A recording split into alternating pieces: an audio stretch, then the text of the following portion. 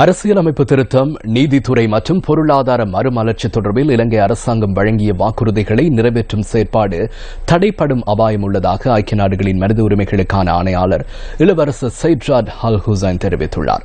ஐக்கிய நாடுகளின் மனித உரிமைகள் பேரவையின் 32வது கூட்டத்தொடரில் சமர்ப்பிக்கப்பட உள்ள வாய்மூல அறிக்கையின் முன்னோடியாக அவர் விடுத்துள்ள அறிக்கையில் இந்த விடயம் குறிப்பிடப்பட்டுள்ளது.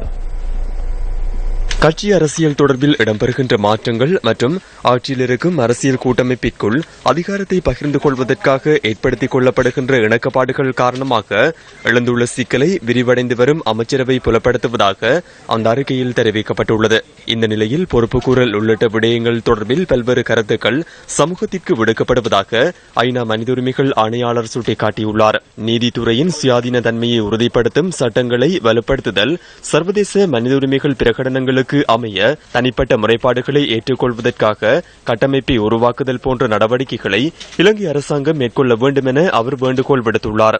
சுதந்திர தின வைபவத்தில் தேசிய கீதம் தமிழ் மற்றும் சிங்கள மொழிகளில் இசைக்கப்பட்டமை, தடை செய்யப்பட்டோர் பட்டியலில் உள்ளடக்கப்பட்டிருந்த ஒரு சில தமிழ் புலம்பெயர் அமைப்புகள் மற்றும் தனிநபர்கள் அந்த பட்டியலில் இருந்து நீக்கப்பட்டமை போன்ற செயற்பாடுகள் நல்லிணக்கத்தை ஊக்குவிப்பதற்கான நடவடிக்கைகளுக்கு சான்று பகர்வதாக இளவரசர் சைட்ராட் அல் ஹுசைன் சுட்டிக்காட்டியுள்ளார். மனித உரிமைகள் பேரவையில் நிறைவேற்றப்பட்ட பிரேரணைக்கு அமைய இலங்கை நடவடிக்கைகள் மேற்கொள்வதை மனித உரிமைகள் பேரவை ஊக்குவிக்க வேண்டும் எனவும் அவர் குறிப்பிட்டுள்ளார். இதேவேளை ஐநா மனித உரிமைகள் பேரவை கூட்டத்தொடரில் கலந்து கொள்வதற்காக இலங்கை அரசாங்கத்தின் பிரதிநிதிகளும் ஜெனீவா நகருக்கு சென்றுள்ளனர்.